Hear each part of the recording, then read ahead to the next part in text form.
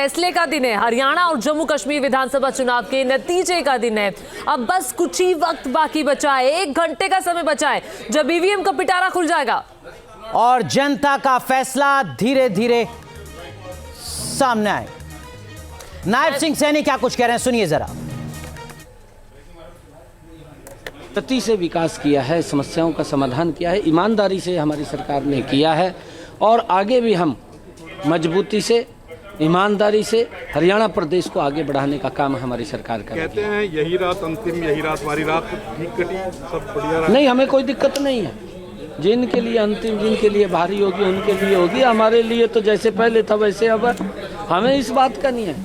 हम कांग्रेस है, कांग्रेस सत्ता के लिए काम करती है, हम सेवा के लिए काम करते हैं। ये अंतर है इसके अंदर। जो व्यक्ति निस्वार्थ भाव से सेवा करता है, ईमानदारी से काम करता है, उसको ना अंतिम रात दिखती है ना भारी दिखती है, उसके लिए तो सामान्य है। क्योंकि हमारी जो सोच है वो सोच है लोगों की सेवा करना और लोगों के हित में काम करना, ये हमारी सोच है। साहब, आपने इंटरनल रिपोर्ट्स ली हैं, इंटरनल रिपोर्ट क्या कहती हैं? आपने सीआईडी से भी ली? मैंने कहा है कि भारतीय जनता पार्टी तीसरी बार बड़े मैंडेट के साथ सरकार, एक तरफा सरकार बना रही है। लेकिन कांग्रेस लगातार दावा कर रही है कि वो दावा कर सकते हैं, कोई हम थोड़ी मना करेंगे। मुख्यमंत्री की भी लड़ाई शुरू। देखिए, हम कांग्रेस के अंदर ये मना नहीं कर सकते। अभी कई लोग और भी हैं जो दावे कर रहे हैं, किसी को मना थोड़ी करेंगे। ये आप कर देंगे मना कि आप नहीं बन रहे हैं, आप बोल नहीं सकते। दावा करना एक अलग बात है। हमने अपने काम के ऊपर, जो हमने ईमानदारी से काम किया है, हमने सेवा की है, हमने सत्ता नहीं चलाई है, हमने सेवा की है हरियाणा प्रदेश की। और उस सेवा के ऊपर अगर आप लोग देखेंगे, पिछले 10 वर्षों मेरा हरियाणा बदला है, गति से बदला है। क्योंकि विपक्ष के लोग तो इस प्रकार का काला चश्मा लगा रखा है कि वो कहते हैं कि कोई काम ही नहीं हुआ। भाई, अब सबसे बड़ा उदाहरण तो मैं आपको दूं। हमारे सफीदों में अशोक तंवर जी जनसभा में थे ना जनसभा में, और उसके तुरंत बाद 45 मिनट के अंदर, सबसे ज्यादा 45 मिनट के अंदर वो पहुंच गए राहुल के पास। पहुंचे है नहीं पहुंचे कि ये इतना गति से जाना और संसाधन देना, ये करे काम नहीं हुआ। काम क्यों नहीं हुआ भाई? तो एक जनसभा में खड़ा था, अर्थात उसके 20 मिनट के बाद दूसरी में चला गया राहुल को मिलने के लिए। कहीं ना कहीं एक मजाक भी चल रहा था कि उन्होंने राहुल गांधी को कहा कि 152D के जैसे, और फिर इनको काम नहीं दिख रहा है, भी काम नहीं हुआ। कितना लोगों का जीवन हमने सरल सुगम किया है, रास्ते हमने गजब के किए हैं कि एक व्यक्ति 20 मिनट पहले दूसरी जनसभा में हो और 20 मिनट के बाद दूसरी जनसभा में राहुल को मिलने चला जाए, तो रास्तों का ही तो है। 56 दिन कम मिले आपको? नहीं, देखिए, हमने पिछले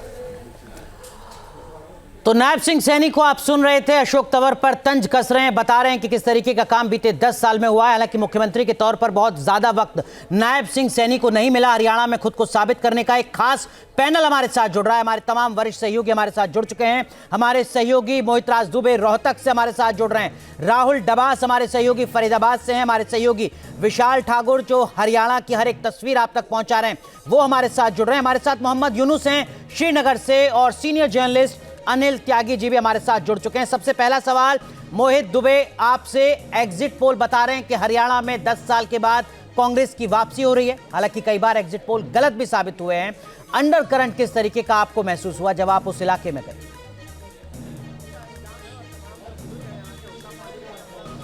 देखिए, बिल्कुल अंडर करंट की अगर बात करें और जो एग्जिट पोल के नतीजे दिखाई दे रहे हैं उससे मेरा जो आकलन था उससे कांग्रेस काफी आगे थी। देखिए, थोड़ी देर के बाद जनादेश के बगीचे की क्यारियों में जो है किसके हिस्से में फूल आएंगे और किसके हिस्से में कांटे आएंगे वो तो थोड़ी देर के बाद पता चल जाएगा। लेकिन इस वक्त मैं भूपेंद्र सिंह हुड्डा के आवास के पर मौजूद हूं, जहां वो थोड़ी देर के बाद मीडिया से भी बातचीत करेंगे जब नतीजे के रुझान आ जाएंगे, जब नतीजे आ जाएंगे। लेकिन हम ये कह सकते हैं कि हरियाणा के भीतर कांग्रेस आगे थी। हमारा जो एग्जिट पोल था, खासतौर पे महापोल था, उसमें कांग्रेस बढ़त थी, सरकार बनाती हुई नजर आई थी। और देखिए, इसके अलावा अगर हम बात करें तो धुआंधार प्रचार प्रसार कांग्रेस की ओर से किया गया, उसका ही नतीजा हम कह सकते हैं कि एग्जिट पोल में दिखाई दिया। लेकिन थोड़ी देर के बाद ये साफ हो जाएगा जब जादुई रूपी ईवीएम जो है का पिटारा खुलेगा तो उसमें साफ हो जाएगा कि किसके हिस्से में जीत और किसके हिस्से में हार आएगी। बिल्कुल, कल ही भूपेंद्र सिंह हुड्डा ने कहा था ना मैं टायर्ड हूं ना मैं रिटायर्ड हूं, उन्हीं के घर के बाहर है और सीएम पद के लिए दावेदारी वो ठोक रहे हैं। मैं सीधे अब विशाल ठाकुर का रुख करती हूँ। विशाल हरियाणा की रग रग से वाकिफ है, हरियाणा की राजनीति पर नजर रखते हैं, किस तरह की सुगबुगाहट विशाल राजनीतिक पार्टियों में इस वक्त, क्योंकि हलचल काफी बढ़ी हुई है।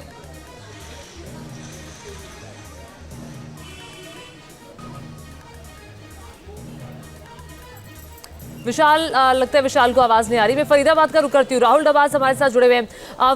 राहुल, जरा आप बताइए किस तरह की सुगबुगाहट राजनीतिक पार्टियों में, क्योंकि एग्जिट पोल के नतीजे क्या वाकई एग्जिट पोल साबित होंगे, ये बड़ा सवाल है, क्योंकि इससे पहले भी एग्जिट पोल गलत साबित हुए हैं।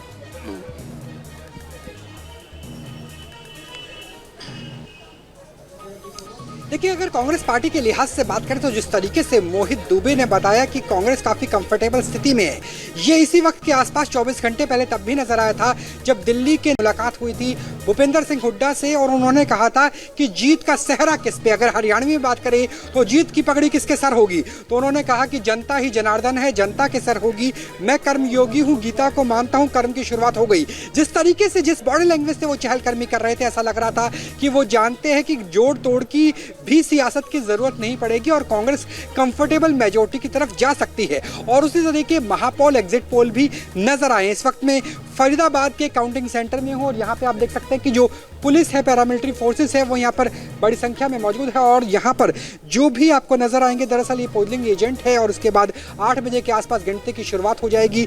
लगभग 8:30 बजे के आसपास, जिसे हम बैलेट पेपर कहते हैं, उसके जरिए रुझान आएंगे और 9 बजे के आसपास जो रुझान है वो आने लग जाएंगे। ईवीएम से इनसे बात भी कर लेते हैं। क्या लगता है इस बार लोकतंत्र का जश्न किस तरफ बनेगा?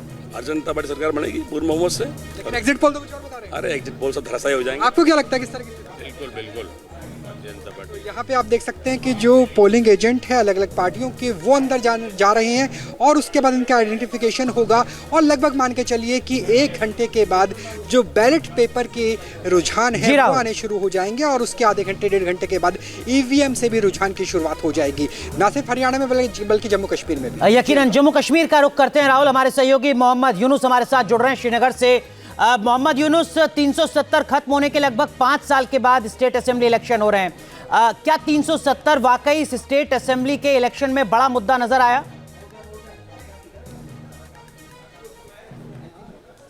जी, पहले आपको बता दूं मैं कि यहाँ पे जो अभी मौसम है काफ़ी ठंडा है और जैसे जैसे दिन चढ़ेगा वैसे वैसे यहाँ जो मौसम है उसमें गर्माहट पैदा होगी और वैसे वैसे ही यहाँ का जो सियासी माहौल है वो भी, उसमें भी गर्माहट पैदा होगी।